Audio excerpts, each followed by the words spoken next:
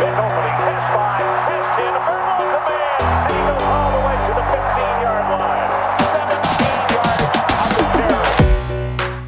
Welcome back to Believe in Badgers on the Believe Network, presented by betonline.ag and Oak Ridge Wealth Management. I'm Matt Perkins, joined as always by Badger legend, the Hebrew Hammer himself, Matt Bernstein. Bernie, how we doing? Yeah, we're winners, baby. We're good, man. Every day on the podcast is a holiday. I love bringing in our defensive guys because, the opinions, the views that they share. And I also love asking them, offensive questions. What do you see out there? So, and I know this voice is a very vocal voice of one who cares deeply about the Badgers. So very excited to chat and just chop it up.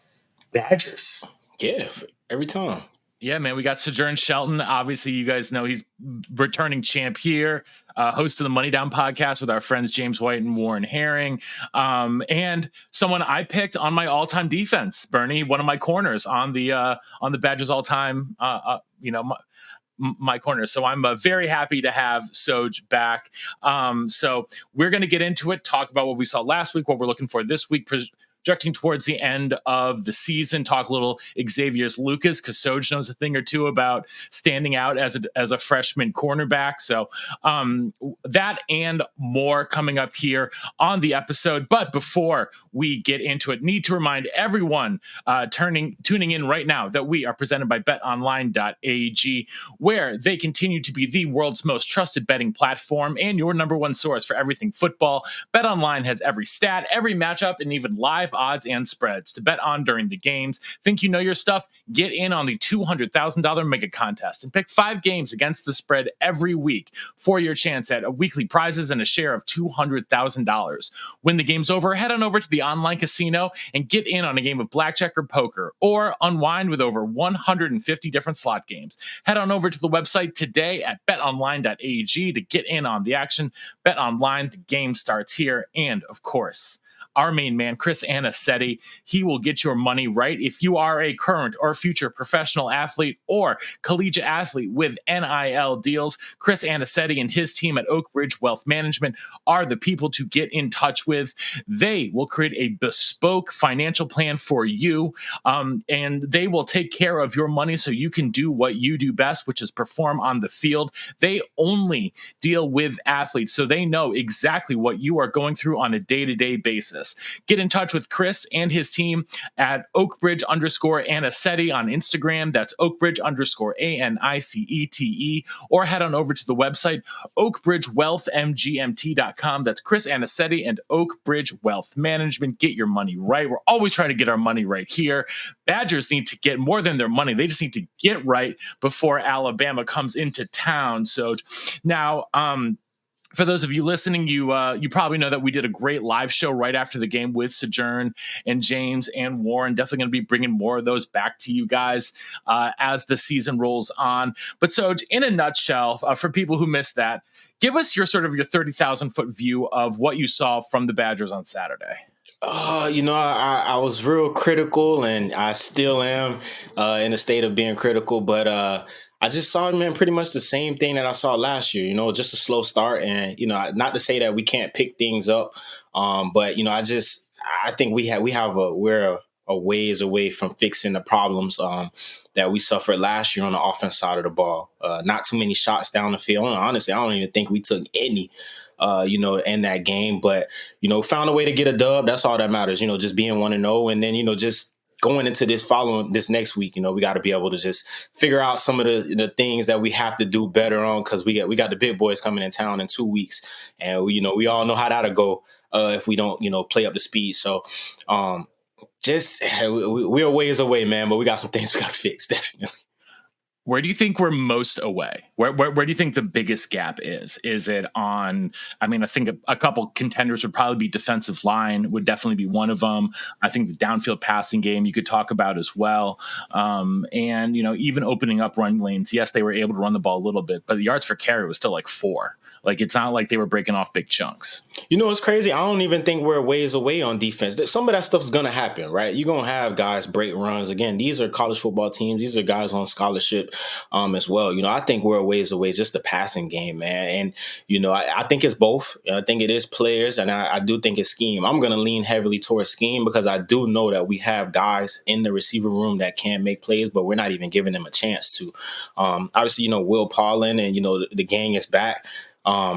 But I just don't see any creativity, bro, from the offensive side that's going to get these guys open. You know, you turn on college football nowadays and you see Ohio State, you know, running for a vert. So it's not like they're running anything crazy where it's like crazy play action trick plays and guys are getting open. It's scheme things. When you see a defense in 2 high, 1 high, you know, these are the plays you got to go to. So, you know, I think our OC got to, you know, switch it up a little bit and continue to, you know, I don't want to be too hard. I don't want to be, you know, I don't want to be on that list again, the call and saying, hey, you know, you're not, you know, but we got to fix things creativity wise and getting these guys open at what they do best, right? Will Paulin, to me, I would put Will Paulin in motion so much just to figure out what the defense is in. You know, you're gonna be able to teams are gonna have to get into their final look a lot earlier with that motion just to be a tell, and then just him being able to get those 10 to 15 yards on those intermediate routes, short routes.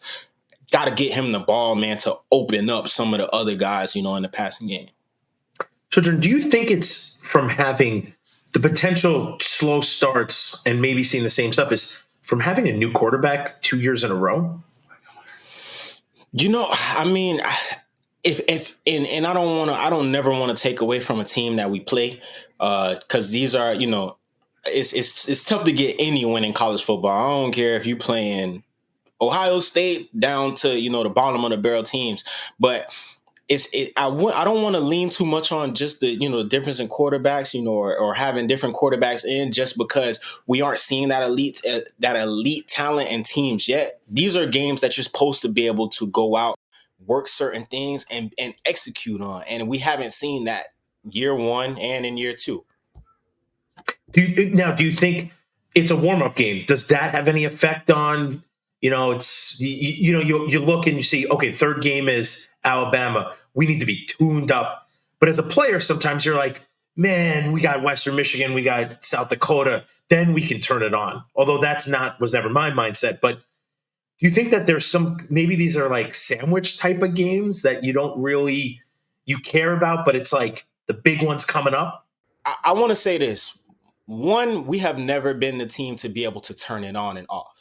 So I don't personally think that is the mentality. And even if that is the mentality with some of the guys in the locker room, I think they should just overall know that, like, that's not our brand or style of football. So I don't think that's the case at all as far as being able to, like, you know, coming in and saying, well, we're playing Western Michigan, we're not going to play our best ball just because we're playing down to the talent. And then, oh, by the way, in 3 weeks when Bama rolling here, we're going to play our best ball. I don't see it like that. I think you guys know that if you are seeing it like that, you in a bad spot, man, and because you're in for a rude awakening. And then not looking towards Bama, but you see how they played against the team of, you know, nowhere near the level of competition that, you know, we are in, but they went out there and they handled business convincingly. Like, you could definitely tell glaringly they got good receivers, they got a quarterback, they're firing on all cylinders, and that's how I just expect us as a football team to be, especially here in year two, where, you know, the first year you kind of work out some of the kinks, you kind of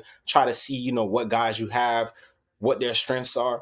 I think that first game we should have been firing on all cylinders. And, you know, Tyler Van Dyke is an experienced quarterback. It's not like we got somebody in there who hasn't played, you know, a ton of football. He's seen all these looks. He's seen, you know, top talent. He's played against, you know, ACC has great players, you know, the Florida States, the Clemsons, all that stuff. He's played against great players. So, you know, I just think overall we got to just, you know, figure out, you know, within the building, figure out what the issues are. You know, our issues that we see might not be, you know, what they think in the building's wrong.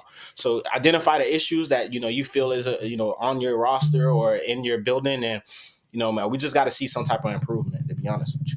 So as a defender, what are you most scared of? Like, if you're defending Wisconsin, like, what thing that they do, you know, scares you the most, or are you like making sure that you have to game plan for?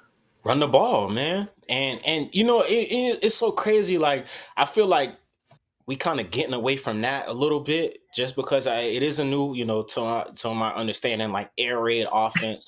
But I think when you can stick to your roots and you can run the ball and you can run the ball solid and well, then things open up in the passing game. It's really, in my mind, it's kind of simple, right? If you do one thing good, it's gonna open up, the passing game. If you pass the ball well, it should open up the run game. So, I think as a defender, a lot of players that I've, communicated with, they tell us like, man, you're always gonna have good linemen, you're always gonna be able to run the ball. And not saying we didn't run the ball well, game one, but it just don't look like what we're used to. We're not dominating the line of scrimmage like we usually do, Yeah, it's funny. I actually think that's our biggest. I think I saw a lot more positives this year than last year, just off the bat. I think our pass protection was much better. Yep. I think our skill guys are good. I mean, great. I think they're really awesome. You got to give them a chance. I think you got to give them a chance. So I think, then Sojourn, is it coaching? I mean, is it the scheme? Is it you see dudes back up and you throw it, you're dinking it down low? There are cover 3 beaters. There are cover 2 beaters. Yeah. There are ways to throw verticals in every type of defense. Basically, a 4 verts can beat every defense. You just have to do the right things. You got to do the right things. I have to think some of it also revolves around it's game 1. We need to really see what we are working with. That's why I need to see game 2. I think this team is not to the caliber of Western Michigan, although they did a much better job running the ball, which I think helps our defense to see a lot more running than passing, because that's going to be what Alabama's going to come in and try to dominate the line of scrimmage. I need to see us tighten up a lot of things. So I'd love to hear what you think about. We could talk about the last game, but I think maybe moving forward, like what are we looking for? Let's talk offense first. What are you looking for in game 2 on the offense to give you confidence that says, I think we can beat Alabama, or I think we can compete with them? Because I think Alabama's a Goliath, to be honest. Yeah, they're a really good team. For me, I just want to see us giving the fellas an opportunity to make plays on the ball in the pass game. And I'm not saying that they have to be completions, but at least trying. You want to talk about trying to see what you have. Hey, we got cover 3 on the outside. Really, we can do something to get this safety to be occupied in the middle of the field. You one-on-one on the outside, throw him the ball. Let's see if he can make the play. It doesn't have to be a goal ball. We could be talking about comebacks. We could be talking about digs. It doesn't, just give these guys an option and a chance to make the plays in the pass game. I kind of, just listening to what you were just saying, I kind of lean a little bit towards like, maybe they are holding stuff, till week 3. You know what I'm saying? Like, I don't know, but me personally, I wouldn't be doing that. I would be running my offense as if, I was going to face whatever team I was in week 3, 4, moving forward. Because we got to get the guys the looks. We got to get the guys the reps. But that might be, what our coaching staff is doing. Who knows? But my biggest thing that I want to see in week 2 is the passing game improve. And as you were saying that, we're losing in the fourth quarter. So if you're holding back, you can't be holding back. So what you said, right? Like saying that we have, saying that we have the players and that we kind of play like, or we trying to, feel and see what we have from the previous year. I agree with everything that you said, but from the standpoint of like, we weren't winning that game. I don't think as a Badger fan, if you were watching, you were comfortable at all. Like you talking about really, was it a muff punt? Or a punt that hit, hit somebody, that hits a player. Like we're not that play not happening. We might be talking about a totally different ball game. Man. It's a fist fight. No, we would be because we wouldn't have scored again, and it would have been a tight game, and it would have been a fist fight the entire time. And honestly, this game and especially coming up, I don't want to see a fist fight at all. We shouldn't be at all. And you as you were saying, throwing the ball down the field. These are confidence builders for the quarterback, for our offense as a whole, and for the outside guys. Even if they go up, get hands on, and don't get it, dude, you can be like, man, we're going to come back to you. You were right there. That builds confidence. You don't have to catch everything, but we don't throw those balls. Like we don't have I think big play is, 20 plus yards. we were always told on offense, like those are big time. If you have 5, 6 of those, your percentage of winning goes up every time you have a big play. And we're 4. Listen, we also were said you get 4 yards every down, you're moving the sticks. But it's not college football to just do 4 downs and spread offense. So, and I think that works. And me and James, we talked about this in our group chat, Matt. Like, ball has constantly evolved, man. Right? Like and this is just my time period from when I came in 2013 so that's James last year. So when James and Warren came into college, that was ball, right? Pick up 4 or 5 yards, a play, push you at a chance to win the field position, control the clock. You can win games 21-7, right? As I got into college, they start throwing the ball a little bit more. Teams start spreading you out in the spread offense. Now you're talking about to win games and win convincingly, you got to be able to score 40. 40 is a little high, but my magic number is always 38. My magic number is 38. It's 38. Half the Big Ten, 10 out of 12 out of teams scored 40 plus or something around there. You know what I'm saying? So Iowa scored in the 40s this weekend. I mean, come on. And so you have to at least be able to call the shots. Like I say, if you get 4 or 5 of them a game, like you actually complete the pass and complete the play, that's a plus. But you don't even give yourself an opportunity if you're not calling them at all. You know what I'm saying? So I think that's where we have to be able to put more points on the board. And I think that comes over time. I mean, you kind of figure out what you're good at, what you're not good at. But man, if we don't take shots, we're gonna be behind the 8 ball. We're gonna be in a lot of fist fights, no matter if it's Western Michigan, Bama, because these teams are now able to score. You see Western Michigan have a problem. You know what I'm saying? At least I won't say moving the ball up and down, but making it competitive and being able to, you know what I'm saying, change the field position, move the ball, and put themselves in a winnable chance at the end of the game. I just want to see Bryson Green get a chance to go up and compete for a 50-50 ball, right? We saw one quick fade to him, overthrown by 2 or 3 yards, right? And that was really it for downfield shots, especially to him. And I think he is the best downfield target that they have, combination of size, physicality, hands, everything like that. But you're not going to stretch the defense if you're not even taking the shots, right? At least, Soj, like, even if they're not hitting those deep shots, it's in the back of your mind as a corner, right? Like, okay, they might try to go over the top on me right here. So honestly, bro, they're playing. I'm sitting on everything. You know what I'm saying? Just because, and we know how, how much analytics has got into ball and how they're able to break down. If you cross the 50, you take 30% shots here, or off a turnover. They take a shot 90% of the time when they cause a turnover.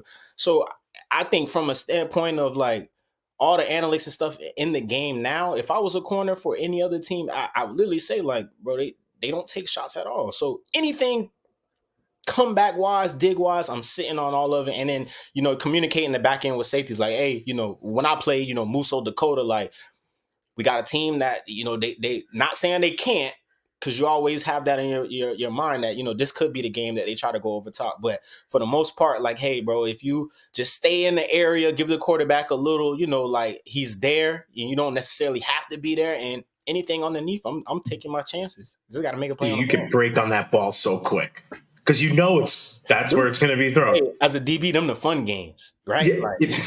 Well, so that actually brings me to a question. You're sitting in South Dakota's locker room. Do you have confidence coming to Madison on Saturday? Hell yeah. And I don't know if I said it, but 100%. And it's not, I mean, it's like that off just any team that you play, right? Like, obviously, there's some teams that you probably don't have a shot with, but I think overall, just there hasn't been a game that I walked into and I was like, we don't have a chance, and that was just playing that. So I could imagine just, seeing what we've been putting out and seeing how the other teams have been playing us. Like, I think 100% that you feel like you have an opportunity. Last week in the fourth quarter, like, you had teams, jumping around, feeling like they confident, to be in that position. I feel like any team that's not, in our bracket, man, anytime they come into Camp Randall, they should feel like they have no shot. And I think we got to get back to that ball, which I think overall, I think Coach Fickle and his staff is the perfect, staff to get us back to that level of play and that level of confidence. But we got to keep improving. Wait, I love that. I love what you're saying because I agree. We have to get the confidence, the panache, whatever it is, to say teams that come in are like, hey guys, you don't have a chance today, and like you should know that right up front that this is the Wisconsin. Now, if I'm sitting in South Dakota and I watch this game, I'm saying, man, I'm getting excited to come to Madison because 100%. You didn't show me enough to scare me is what I think. Now, I hate saying this because I love the Badgers more than anything, but if I'm in South Dakota, I'm like, dude, practice is going to be lit. Like people are going to be amped, and I'm not. They must have people who are like, dude, energy's high because you have a chance. I hate to say that, and I don't know if I believe that because I don't really believe it, but I hate giving teams even even opening the door a little bit to see the light. I think that is, if you're in college football now, you got to put points up immediately and all the time and say you can never catch up to us no matter what you do. I hear you say like you don't know if you really believe that they have a chance, and I would like to think that as well. But one thing that I think that us as players and fans we gotta be realistic with ourselves. Sure. You know what I'm saying? And it was a realistic thought, last year that, I was just going to take Coach Fickle and them some time to, to be able to, get, their scheme implemented and their players up to speed. And it's like, this is year 2. We should be up to speed. But, game 1 so far, we're not. And I'm not saying that we can't come out this week and, have a stellar performance. I just think, though, for the other teams, like, realistically, in those locker rooms, they feel like they got a chance. And I'm not going, I don't think that it's anything that, of the old days that when you came into Camp Randall, it was like, man, and not saying the crowd is still a amazing place to play against. The students were there earlier. I will say they showed up. Kudos to you. Keep going. So it's doing it. It's still an amazing venue to play in. But it just has been bothering me as of late, seeing a lot of teams, in the fourth quarter, because having a lead or, being in the game, they're starting to jump around. Like it's some of the things that isn't, I guess, fearful in teams, as it was, when you guys played and even, towards the back end when I was there. So I want to switch over to the defense here for a minute, because the thing that stood out to me, I think this thing that stood out to a lot of fans was that the strength of this defense is the secondary. The linebackers are good, don't get me wrong, but the secondary is really, really good. What stood out to you about the secondary, and like, what do you think makes them so good? I just think, obviously they've had reps now of, playing together. And I think that's the biggest thing. I look at myself being a part of one of Wisconsin's most successful groups as a secondary in the last couple of years. And I just know that just came from us just communicating and all being on the same page. Obviously, Hunter and Rico being the experienced and the premier guys in the secondary, they have that time together to be able to understand, like, hey, Hunter, I might not even need you. Again, I seen a stat that I don't even think Rico got a pass thrown at him, So that is right. So like that just shows what opposing teams think of, Rico, and as far as, just like don't even test them as of right now. But I just think, just time and, the communication and those guys understanding, their strengths and who may need a little help, who may not. And I think as you continue to play the better teams, you continue to grow that confidence. I have no doubt in my mind that as a secondary, we're going to hold it down for sure.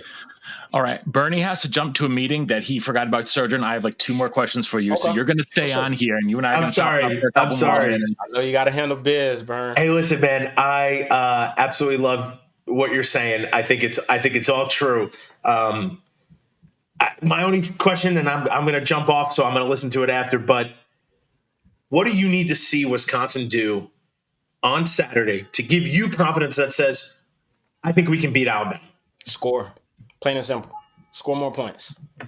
I'm a sign off on score points, baby. Just score points. As an offensive player, that's all you need to do in life. As anyone in the world, just score points. Sojourn, thank you, man. Matt Perkins, thank you. I'm sorry to jump guys early, but dude, every day's a holiday with you. Every day's a holiday, and life happens. We know you're a busy dad. Soj, though, I got to ask you about, I think, maybe the talk of the town in a lot of ways, and that's Xavier Lucas.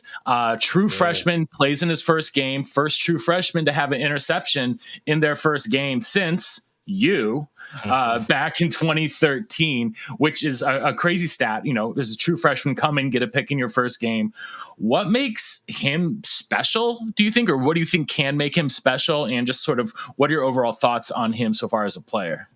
It's so crazy. Like when I don't want to put an early comparison out, but he reminds me of Sauce Gardner so much. It's just far as like the measurables, being tall, being long, being able to cover and move the way he is. I think a lot of people don't think that, just because you're a certain, height, that you're supposed to move the way, those type of, cornerbacks do. And he has everything. I think, the biggest thing for him is, getting those reps, starting to understand and see the different looks that different teams are and how they're going to attack them. And, I think that's where you take that improvement. He's already shown you he has a playmaker ability to shoot. That was damn near a one-hand pick, right? Tap it back into yourself, catch it, get 2 feet and bounce. Stuff like that is, to be seen from a freshman is next level. So I'm excited for him. And then also having Rico to kind of be able to guide him and show him the ropes, how to watch film, what tendencies to look for, how our defenses are attacking. How offenses are attacking our defense. And then how do you fit into that, and how you can be a playmaker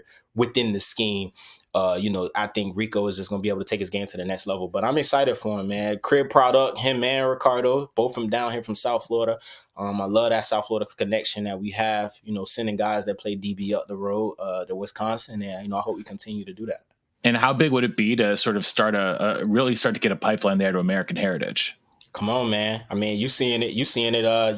I feel like this offseason, American Heritage, they whole team got paid, man. Between Burns getting $100 million contract, I think Tyson Campbell got paid. Pat Surtain just got paid again. Just got paid. Paid. Yeah, got paid. Both of the corners, right? Same class, same draft class.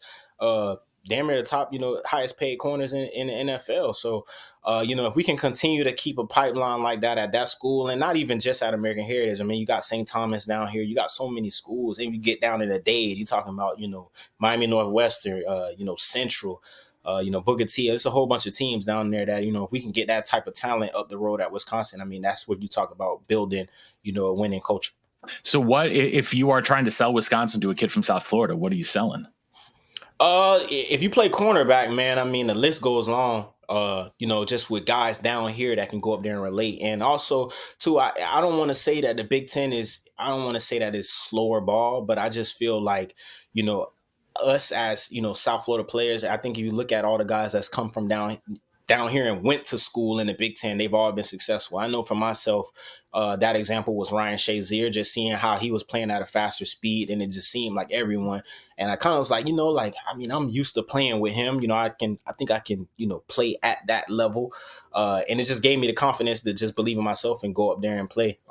Obviously, you got to get acclimated to the cold. I think every school up there is damn near cold. But if you plan on playing in the NFL, I don't think there's many teams that either got domes or that don't see, that a little bit of cooler weather towards the end of the year. So it's big time ball, man. It's nothing like, Badger football. It's nothing like that game day atmosphere, being able to experience it as a fan and as a spectator, and then also being able to run out of that tunnel as a player at one point.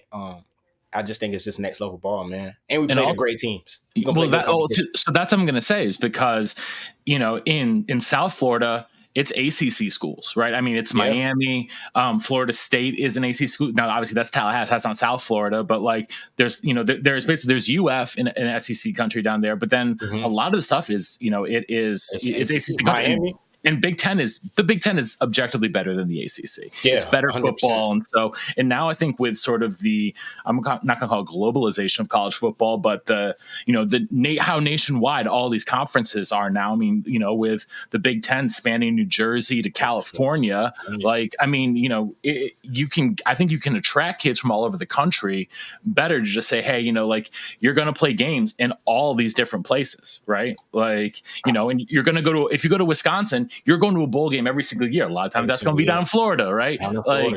So you have those opportunities to still, maybe be closer to home, get to have your family see you in person, right? And, on top of that, with expansion of NIL, a lot of NIL deals and a lot of, the way things are structured are so that the NIL can help parents get to games, right? And that's huge, right? For a lot of people, you want your family to be able to see you play football, right? That's huge. And so to be able to pay for that it's massive. And it's so crazy.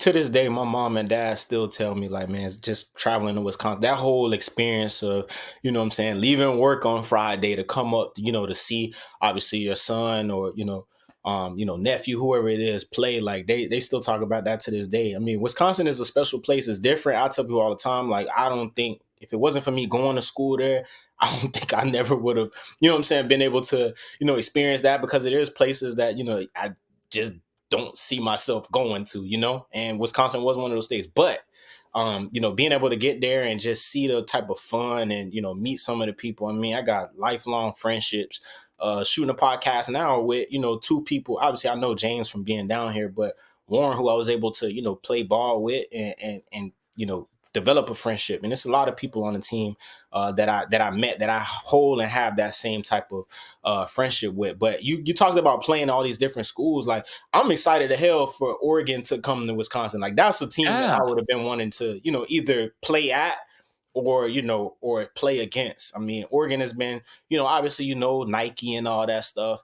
In USC, I mean, it's a whole bunch of teams, coming in. I seen a clip last week that showed Penn State coming out, and I was like, man, that's probably the one stadium I wish that I could have played in. I've had my fair share of chance of playing Penn State, one time in the Big Ten Championship, one time at Camp Randall, but it would have been a real treat to, go to Happy Valley and get a game in there. Is that the stadium you wish you could have played in most, or is there another one?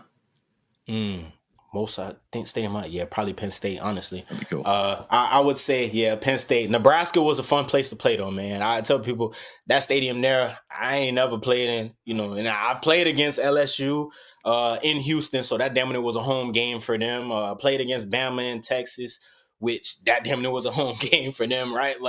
Played a lot of these teams that, travel really well, obviously at Ohio State, but I say 100% Nebraska take it, with ease, man. That crowd there was something real loud and real fun. Awesome, man. Well, listen, we'll get out of here on this. We had James when he was on the other week talk about Money Down. Talk to us about Money Down. Talk to us why you guys are so passionate about doing this and having these conversations and what you're trying to do with it. It's so dope because, we just really want to give and kick knowledge back to, just people in general. No matter if you're a child up until, adulthood, you can always learn from, just listening to somebody and being able to hear, their story of success. And then obviously the thing that comes behind Money Down, we thought of it originally as, being, money down is the third down in football. But, we sat down one afternoon and we sat there and was like, man, money down applies to life, right? We all go through money downs. I know for myself, I feel like I'm in a money down right now, just trying to figure out, the next step in life. And I think if you can just be able to hear people of influence or, people that have been successful and have went through rough patches or even good patches in their life, you can apply it to yourself and you can grow. Yeah, and just you get amazing stories. I love hearing the stories and the anecdotes and I think you guys do a really good job of making the guests really comfortable, and they open up and are authentic about stuff that they may not talk about in other places. And I think I think that it's really cool to get to, hear and see a lot of different stories from people with a lot of different backgrounds, man. Like, it's been really cool to, hear like CEOs and stuff like that come on, and it's not just football, it's life, and everyone has their own those moments, and I think it's a really beautiful thing. So it's an awesome thing to be involved with. It's an awesome thing to have you back here on Believe in Badgers, as always. We appreciate everyone tuning in here to Believe in Badgers on the Believe Network, presented by betonline.ag and Oakbridge Wealth Management. We'll be back again after the game, some rapid reactions, some Monday morning fullback, more guests coming as always. Appreciate you all tuning in. And until next time, on Wisconsin. On Wisconsin, baby.